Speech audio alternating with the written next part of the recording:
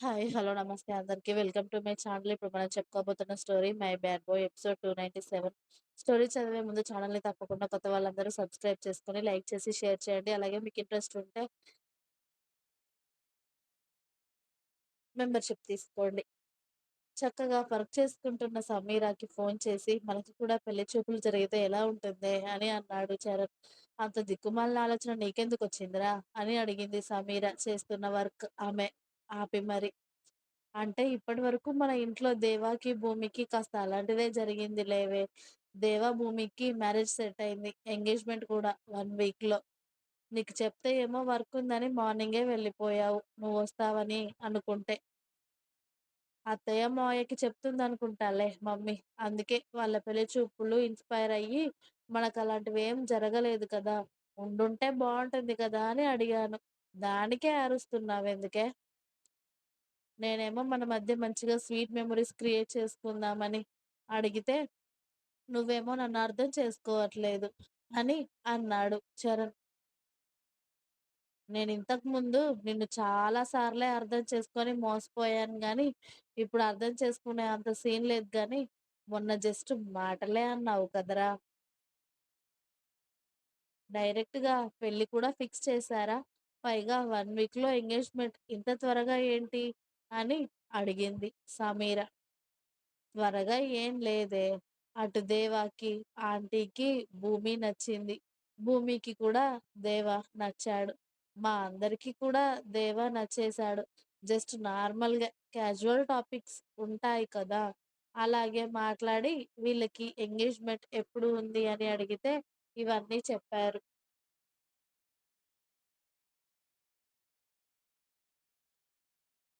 Marriage మాత్రం ఇంకా 4 months అంట అని చరణ్ చెప్పడంతో, అసలైతే ఆ టైంకి మన పెళ్లి కదరా జరగాల్సింది.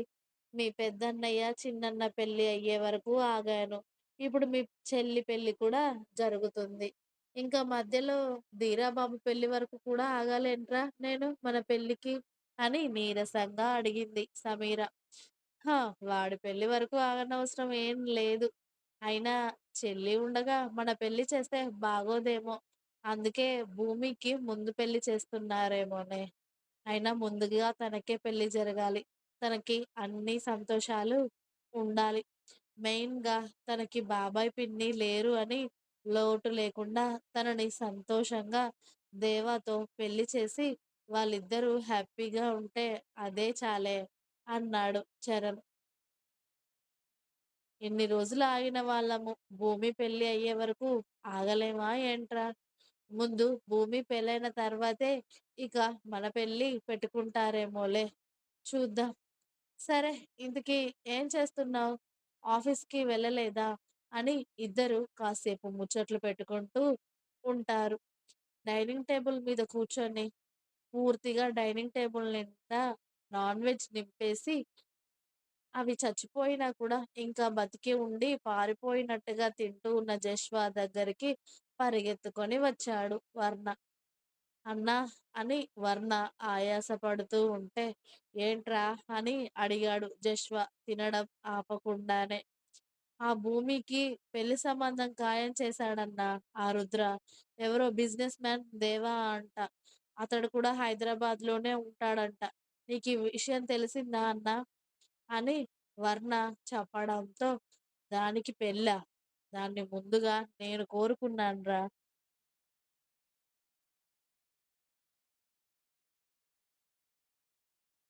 అలాంటిది వాడు దాన్ని తీసుకెళ్లడమే కాకుండా ఇంకెవరికో ఇచ్చి పెళ్లి చేస్తున్నాడా? అలా ఎలా ఊరుకుంటానురా నేను? నాకు దక్కాల్సిన దాన్ని ఇంకొకడికి దక్కనిస్తానా?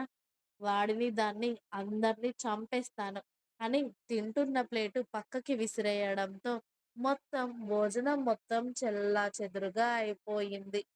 దాన్ని అక్కడి నుండి ఎలా తీసుకురావాలి అని నేను ప్లాన్లు చేస్తూ ఉంటే, చెల్లిని ఇక్కడి నుండి తీసుకువెళ్ళి పెళ్లి చేస్తావా? చూస్తా, చూస్తా. నువ్వు నీ చెల్లికి ఎలా పెళ్లి చేస్తావో నేను చూస్తాను. ఆ పెళ్లి కొడుకునే లేకుండా చేస్తే అప్పుడు ఎవరికి ఇచ్చి నీ చెల్లిని కట్టబెడతావో నేను కూడా చూస్తాను కదరా రుద్ర. సమయం ఆసన్నమైంది. మనిద్దరం ఎదురుపడే సమయం అనుకుంటా. నువ్వు, నేను. నీకు దమ్ముంటే నా చేతిలో నీ చెల్లిని కాపాడుకో. అలాగే ఆ పెళ్ళికొడుకుని కూడా కాపాడుకో అని రాక్షసంగా నవ్వి, మనం హైదరాబాద్‌కి వెళ్ళడానికి త్వరగా ఏర్పాట్లు చెయ్యి వర్ణ. ఈ 2, 3 రోజుల్లో వాడి కదలికలు అన్నీ తెలుసుకొని నేను రుద్ర ముందు నిలబడాలి అని చెప్తాడు జశ్వ కోపంగా. ఇప్పటివరకు వాడు ఎదుర్కొన్న వాళ్ళు డమ్మీ అయ్యుండొచ్చు. కానీ ఇప్పుడు ఎదుర్కోబోయేవాడు వాడికన్నా తాత. ఒకడి చేతిలో ఆ రుద్రగాడు అతి దారుణంగా దెబ్బతినబోతున్నాడు అని వాడికి తెలియాలి అని జశ్వ అంటే పేరు కాదు. ఆ పేరుకే వాడు వణికిపోవాలి. వాడు జీవితంలో నా పేరు తలుచుకున్న ప్రతిసారి నేను చేసే విధ్వంసం వాడి కళ్ళ ముందు కనిపించాలి. అయినా జీవితంలో వాడు నా పేరు తలుచుకోవాలి అన్నా కూడా వాడు బతికి ఉండాలి కదా! అని కాస్త బాబుగాడు ఓవర్‌గా రియాక్ట్ అవుతాడు రుద్రబాబు గురించి అంత పూర్తిగా చెప్పాక కూడా. ఈయన గారు పూర్తిగా ఇంకా రుద్రకి ఎదురుపడలేదు కాబట్టి రుద్ర నార్మల్ మనిషి అనుకొని తెరగా విర్రవీగుతున్నాడు గాని రుద్రబాబు ఎదురుపడ్డ రోజు వీడి సంగతి ఏంటో అని వీడికి తెలియడం లేదు ఇక్కడ. ఇంట్లో అందరూ దేవా, భూమి పెళ్లి చూపులు, వాళ్ళ పెళ్లి గురించి ఇప్పటి వరకు జరిగిన ముచ్చట్ల గురించి మాట్లాడుకొని వాళ్ళందరూ లంచ్ చేసేసి ఆఫీస్‌కి వెళ్ళిపోతే వేద పాపకి రుద్రబాబు తినిపించి వెళ్ళడంతో కొడుకుని బజ్జుకోపెట్టి వేద పాప కూడా సైలెంట్‌గా బజ్జుకుంది. ఇక మనం ఆ రోజు ఫస్ట్ నైట్ రూమ్‌లో వదిలేసిన కొత్త జంట దగ్గరికి వెళ్ళిపోదాం పదండి.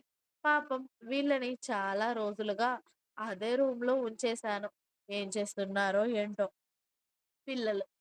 అర్ధరాత్రి వరకు భార్యకి నిద్ర లేకుండా చేసి, ఆమెని నీరసించిపోయేలా చేసిన జీవన్, ఉదయం ఆమె కన్నా ముందుగా అతడికే మెలకువ రావడంతో, అతడి ఎద మీద పడుకున్న సారికని చూశాడు. ఆమెని అలా చూడగానే అతడి పెదాలపై చిన్నగా నవ్వు వచ్చింది.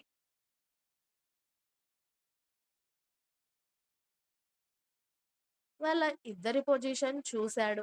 దుప్పటి వాళ్ళ మీద అడ్డదిడ్డంగా ఉండడం, సారిక అతడి మీదనే పడుకున్నట్టుగా పడుకోవడంతో, ఆమె వీపంతా నగ్నంగా అతడికి దర్శనం ఇవ్వడంతో, జీవన్ సారిక చుట్టూ చేయి వేసి, ఆమె వెన్ను నిమురుతూ, టేబుల్ పైన పెట్టిన ఫోన్ తీసి అప్పుడే ఆన్ చేశాడు. నైట్ ఎవరైనా డిస్టర్బ్ చేస్తారని మనోడు ముందుగానే ఇద్దరి మొబైల్స్‌ని స్విచ్ ఆఫ్ చేసి పక్కన పడేశాడు. అంత ఇంపార్టెంట్ కాల్స్ గానీ, మెసేజ్ గానీ ఏమీ లేకపోవడంతో కాస్త రిలీఫ్‌గా ఫీల్ అయ్యి టైం చూడడంతో అప్పటికే 10 అవుతుంది. ఇక మొబైల్ పక్కన పెట్టి మెల్లిగా జీవన్ ఒళ్ళు విరుచుకుంటూ మెల్లిగా సారిక బుగ్గల మీద తడుతూ ఆమెని నిద్రలేపుతాడు. సారిక లేవవే టైం చూడు 10 అవుతుంది. ఏమైనా తిని పడుకుందువు గాని లే. నీ మొహం చూడు ఎలా వాడిపోయిందో. ఫ్రెష్ అవుదువు గాని లేవవే. మళ్ళీ నిన్ను ఇలా చూస్తూ ఉంటే నాకు ఇంకా ఏదో చేయాలి అని అనిపిస్తుంది. కానీ అసలే అలసిపోయావని సైలెంట్‌గా ఉంటున్నాను. లేకపోతే నీకు అభ్యంతరం లేదంటే చెప్పవే. మళ్ళీ మన పని మొదలు పెడదాం అని మెల్లిగా ఆమె వెన్ను మీద అతడు వేళ్ళతో గీతలు గీస్తూ ఉంటే, సారిక అతడి మాటలకు చిన్నగా కళ్ళు తెరిచి, మీకు కాస్త కూడా సిగ్గులేదు జీవన్ గారు. రాత్రంతా పడుకోనివ్వకుండా చేసి, మళ్ళీ మార్నింగే మీ వేషాలు మొదలు పెడతాను అంటున్నారా? అని అంది కోపంగా. మనమున్న పొజిషన్ చూసి మాట్లాడవే. ఎవ్వడైనా ఈ పొజిషన్‌లో చూసాక కూడా ఆగుతాడా? పైగా వెదర్ కూడా యమ కూల్‌గా ఉన్నట్టుందే. అందుకే ఇద్దరం వెచ్చగా అవుదాం. ఏమంటావు?